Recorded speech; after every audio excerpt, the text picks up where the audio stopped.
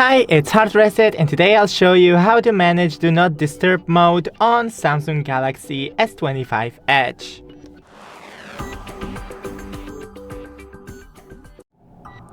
Go into Settings and search for Notifications.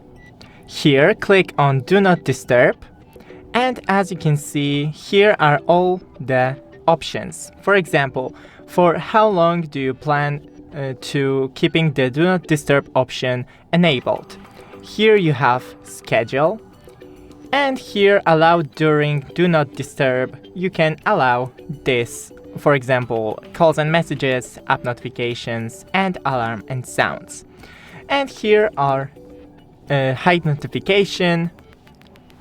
You can see all the options like hide app icon badges when the screen is on. That's it. Don't forget to leave a like and see you in the next one.